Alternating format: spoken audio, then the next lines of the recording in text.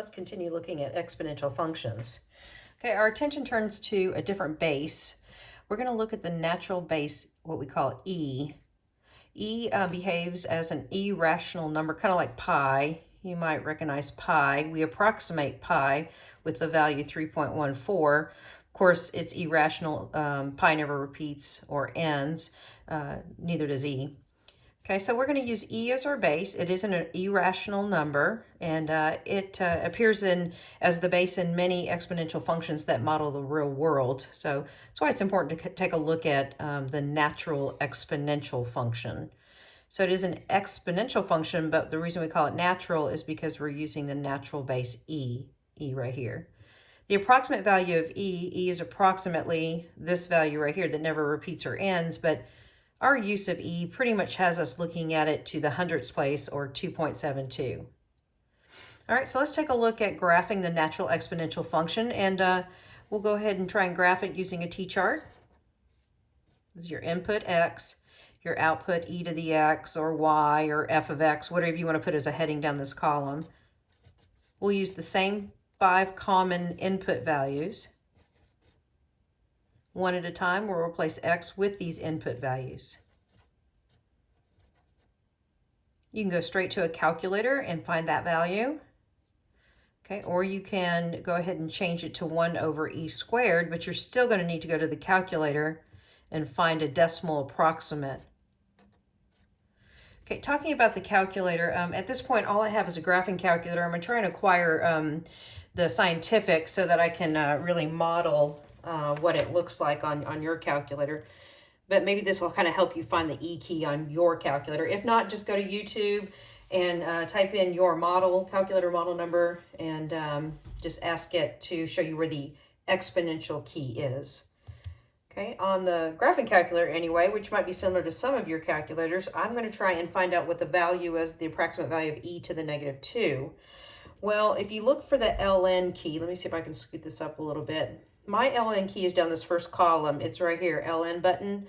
Above that, my exponential function is in blue. So in order for me to access e, I'm going to have to hit the second key and then the ln key to access my e function. Your second options might be yellow or some different color, but typically the e key is found near the ln, which is called the natural log, which is further study for us, I think, in the next lesson. Anyway, so right now I've got my e right here, and it's raised to, I've got a little caret up there kind of, and I'm going to put in negative 2.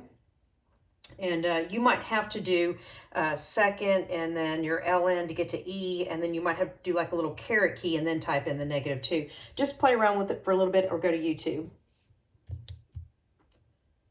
All right, well, I don't need all those decimals because my context is I'm just plotting points. So I might just go ahead and record the first 3 decimals, knowing that I'm only going to need the first decimal. So 0.135.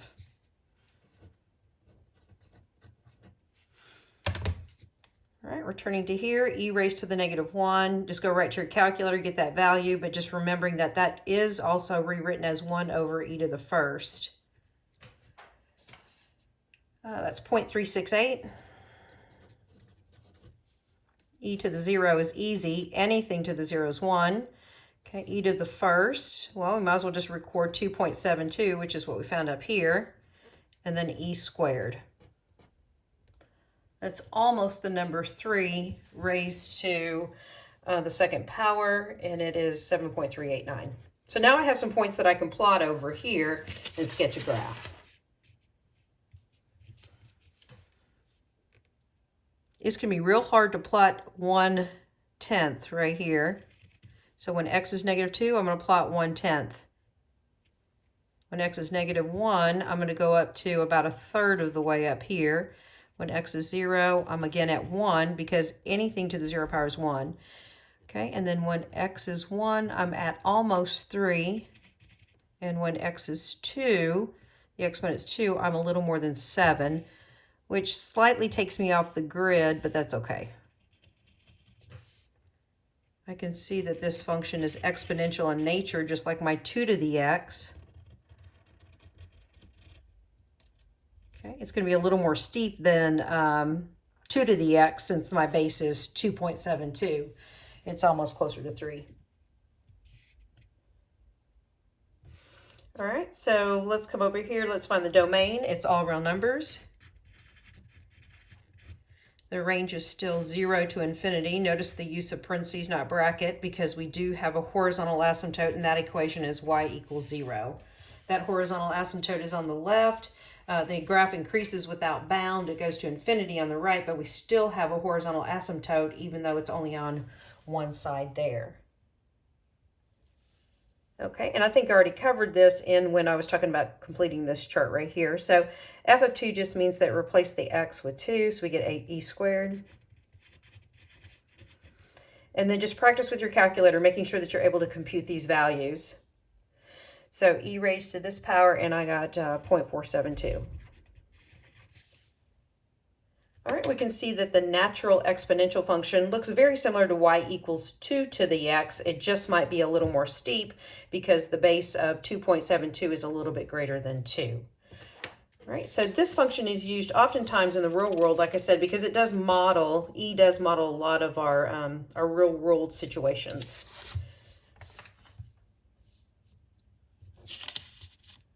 All right, so continuing, we want to look at some application problems of exponential functions.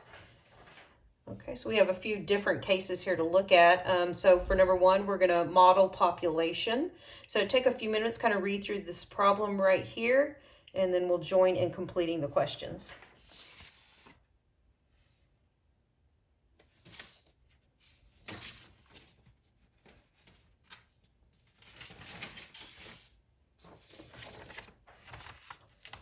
All right, so the following function models, or this equation right here, models the population of the world.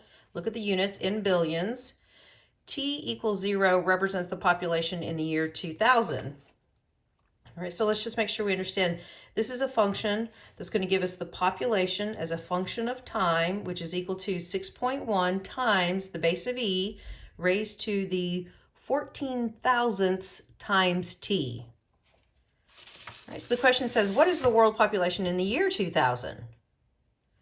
All right, so when it's asking me to find P, which represents the population, in the year 2000, and 2000 has been coded with T equals 0, that tells me that since T equals 0, I'm just going to come up here to this equation, and everywhere I see T, replace it with 0. So what's the population when time is 0? I'm going to go ahead and use parentheses up here so to really kind of give a visual of what I'm doing. So this is a product of 14/1000ths times 0. You can go right to the calculator and do all these computations if you want. That might be kind of cumbersome, so I'm going to kind of work down here. So the population at time equals 0 is equal to, we can all actually find this answer without a calculator. Think about multiplying these two exponents together, or multiplying these two numbers together. That's still going to result in 0. E to the 0 is just 1, because anything to the 0 is 1. So 1 times 6.1 is just 6.1. And let's attach the units. So if we use this equation to model our population, it's going to tell us that if we're using this to predict our population back in 2000, that we had a population of 6.1 billion people. Okay, let's go to question B. What will the world population be in the year 2050? Well, yes, that means T has to be replaced with 50 because there's 50 years since 2000. So I'm kind of crowding my space here, but let's do P of 50 equals.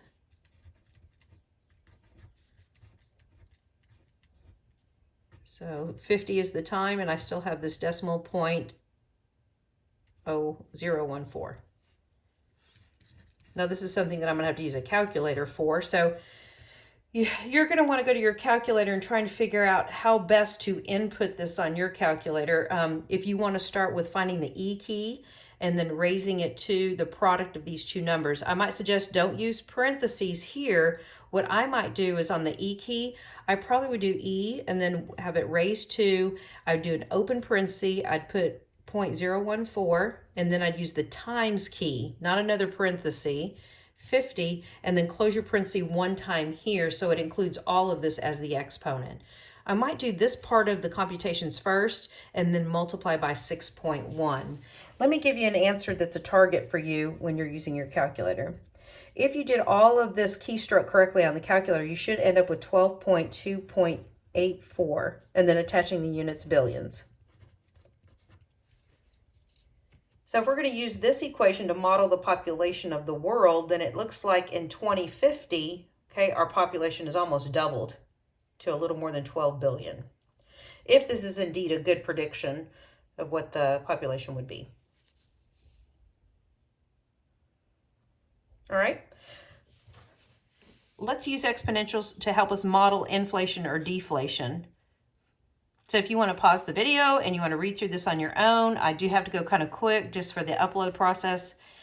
That might be a good idea. Always pause the video whenever you feel like you need to kind of absorb or process what's taking place. All right, this formula, S equals C times quantity 1 plus R raised to the T, models inflation. Here we're going to define the variables. C represents the value today. R is the annual inflation rate in decimal form. If it's given to you in percent form, we've got to have to move the decimal. And S represents the inflated value T years from now. So our question is this: if the inflation rate is 3%, let's stop right there. The rate is 3%, but when you change 3% to a decimal, moving the decimals 2 places to the left, we get 3/100ths. If the inflation rate is 3%, how much will a house now worth $510,000 be worth in 5 years? So $510,000 is the cost today, so that's C. And then in 5 years, and time is 5 years. So we're finding S. So I'm going to think about using this formula right here and customizing with the values I have. So 510,000 outside parentheses. You can use a comma if you want. 1 plus 3/100ths, because that's your R, and then T needs to be replaced as an exponent with 5. Okay. However you want to compute this on your calculator, if you want to add these together first inside here and get 1.03, raise that to the 5th power, and then multiply by 510,000. Some calculators, you can just enter it the way you see it right here. Some are a little bit less advanced calculators, and it might make it easier for you to do this part of the multiplication first and then go back and multiply by 510,000. But if you're using the correct keystrokes, you're going to end up with $591,230.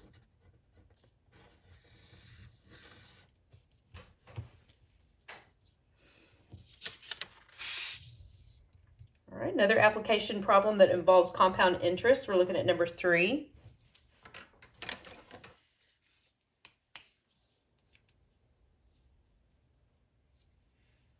All right, exponential growth and natural base E are commonly used in calculating compound interest on investments in the banking industry. And there's 2 formulas. You'll be given these formulas.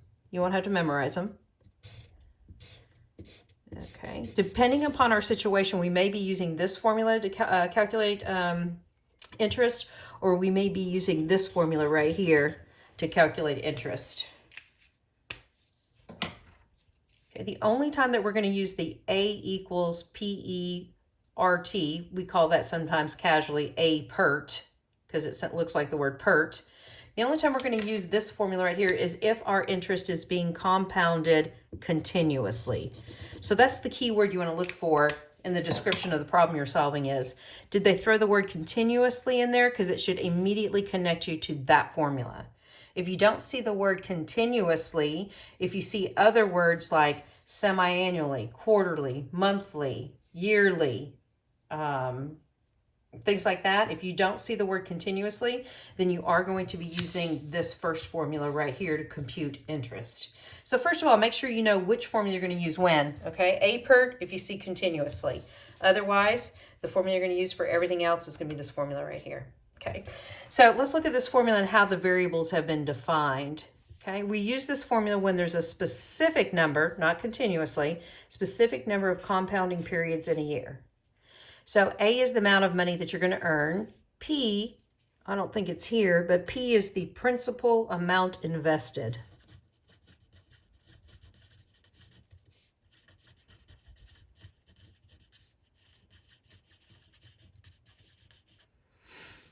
R is going to be your interest rate in decimal form. N is the number of times interest is compounded per year.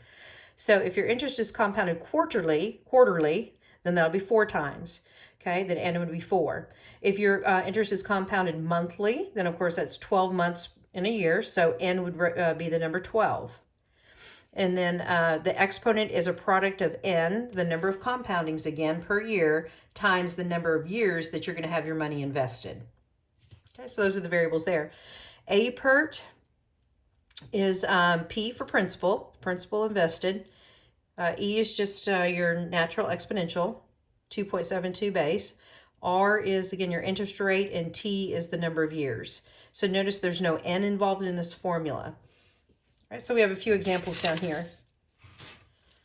All right, it says find the value, A, that's what that means, of an investment of $5,000, that would be your P, for 10 years, that's going to be your T, at an annual rate of 6.5%. That's your R value for the interest rate. Change it to a decimal. If the money is compounded in these different manners. So for all 3 of these problems, A, B, and C, we're going to use the top formula here, but for part D, we're going to use A PERT because continuously means for us to use this formula. All right, so semi-annually. So I see the formula in front of me. It's above me. So let me customize it. I want to find the amount A when $5,000 is invested. 1 plus build a fraction. In that fraction, the formula says the interest rate goes on top, divided by N. Well, semi-annually means how many times a year? Twice, 2. So here, N is 2. The exponent is a product of 2 and your 10, so 2 times 10. Okay, this is going to be tricky on the calculator, so my suggestion, if you don't have a real sophisticated advanced calculator, I might actually add these 2 together in here and then raise that 2 with your caret key, 20.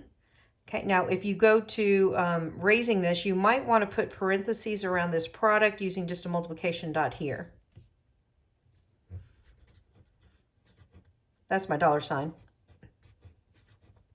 And I'm going to round to the hundreds place since we're talking money. So let this be your target. You might want to pause the video, try and find this number on your calculator, making sure you're doing okay. Don't worry about it too much if you're not. Just YouTube it, or at some point we can talk about, I can look at your keystroke. Okay, B, quarterly.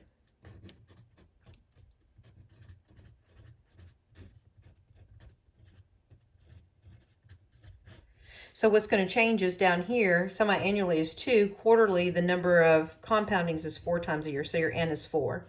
So make sure and adjust up here too. It's still N, which is 4 times 10 years invested. Okay, go to the calculator, perform the keystrokes.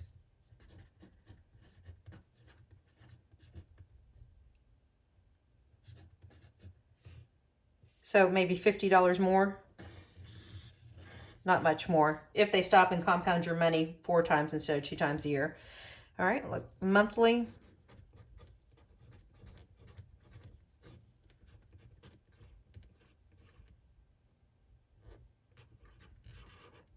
Monthly is what, 12?